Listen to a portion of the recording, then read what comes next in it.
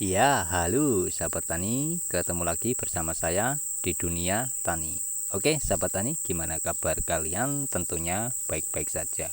Oke, di kesempatan video kali ini masih sama, yaitu tanaman yang ada di perkarangan belakang rumah ya.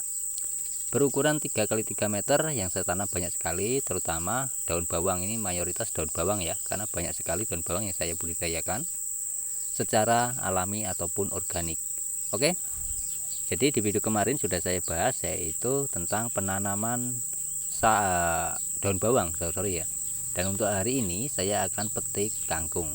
Nah, kangkung ini sudah 7 kali petik, tapi daunnya masih sama seperti baru saja menanam di awal. Nah, kuncinya di mana? Itu kan pertanyaannya. Jadi untuk tanaman kangkung itu sangat mudah ya, tumbuh dimanapun ya, dimanapun tempatnya tumbuh untuk tanaman kangkung. Nah, yang perlu diperhatikan, kangkung ini kan cepat tumbuh, berarti untuk pupuknya yang paling cocok adalah pupuk nitrogen ataupun urea itu teman-teman ya. Nah, tapi yang saya bikin di sini, saya tidak menggunakan pupuk urea maupun nitrogen. Yang saya bikin hanya pupuk POC ya. Kalau pupuk POC ini kan bisa disebut pupuk organik cair ya, disingkat POC kan teman-teman ya. Jadi itu.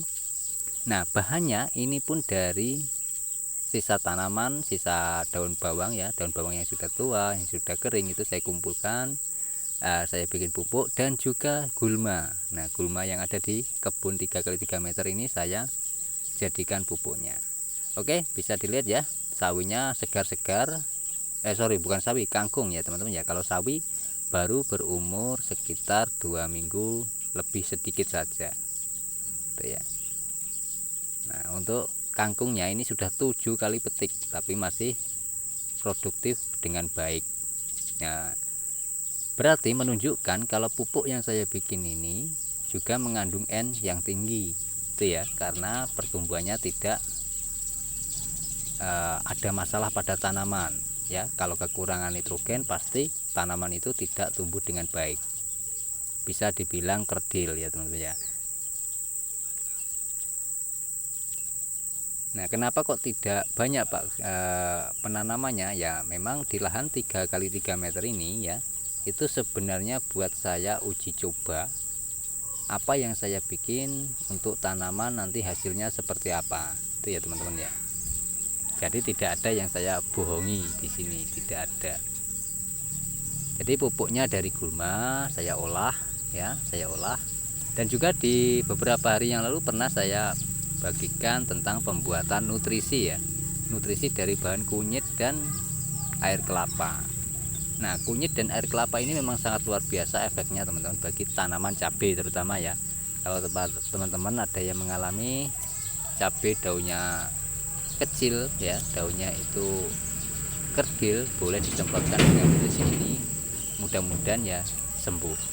Nah, untuk cabai saya ini yang saya aplikasikan sudah masa generatif ya, sudah banyak buahnya. Nah, efeknya pada nutrisi yang saya bikin itu buahnya makin banyak ya, dan juga yang awalnya buahnya itu tidak panjang sekarang menjadi panjang itu ya teman-teman ya. Oke, dari sini mudah-mudahan teman-teman mendapat manfaat ya, dan juga bisa menginspirasi teman-teman. Nah, intinya apa tahu? Intinya kita berkebun itu jangan sampai mengeluarkan biaya yang tinggi. Nah, kebanyakan ya untuk saat ini ya, pemuda-pemuda itu kan tidak mau bertani karena apa? Banyak melihat petani itu banyak ruginya. Sebenarnya tidak ya teman-teman ya. Meskipun lahan di 3 x 3 meter ini saya ciptakan, saya bikin itu juga sebagai riset. Apa benar ya bertani itu harus modal? Jawabannya kalau saya sendiri tidak ya teman-teman ya. Modalnya hanya modal tenaga saja. Tuh, oke, hasilnya seperti ini kangkungnya teman-teman ya.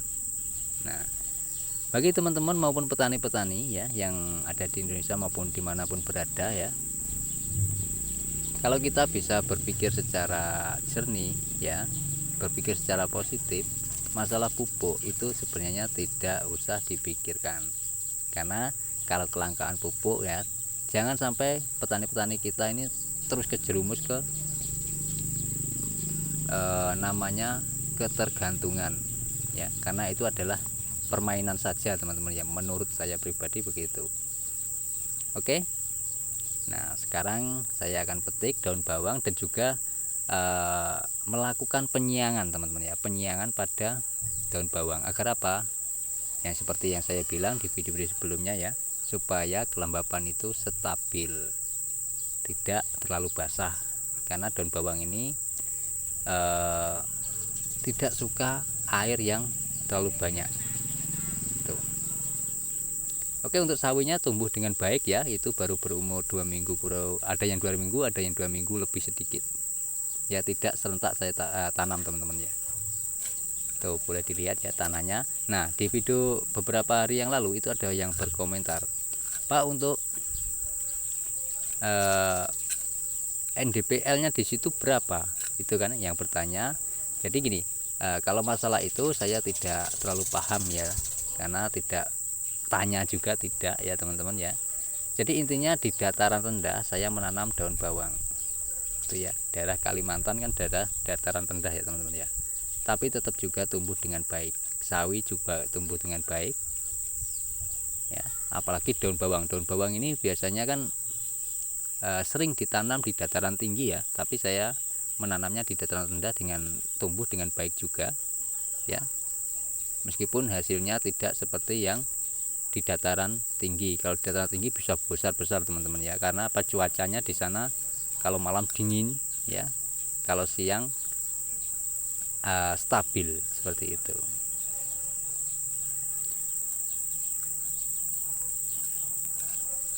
Oke, jadi itu saja ya saya bagikan pada teman-teman ya, tentang aktivitas saya merawat kebun di 3x3 meter itu seperti apa, dan hasil riset yang saya bikin pupuk POC dari bahan gulma dan sisa-sisa tanaman. Intinya apa yang ada di perkarangan itu saya manfaatkan teman-teman ya. Jadi tidak mengada-ngada, apa yang ada saya bikin sebisa mungkin, saya olah ya menjadi apa, hasilnya seperti apa saya kasih tunjuk pada teman-teman. Oke, di sini banyak sekali namanya cacing teman-teman ya. Cacing tanah inilah yang membantu saya dalam merawat kebun 3x3 meter. Kenapa kok bisa membantu? Karena menggemburkan tanah. Meskipun satu hari ini kita injak-injak tanahnya teman-teman ya, besok pagi itu sudah gembur lagi, karena aktivitas organisme dan juga tanah, cacing tanah ini tidak sebenarnya tidak memakan akar tanaman kita teman-teman ya, kalau tahu caranya ya. Kalau tidak tahu memang dimakan akarnya. Jadi cacing tanah ini bukan hama, tapi pembantu untuk tanah itu bisa menjadi subur, seperti itu teman-teman.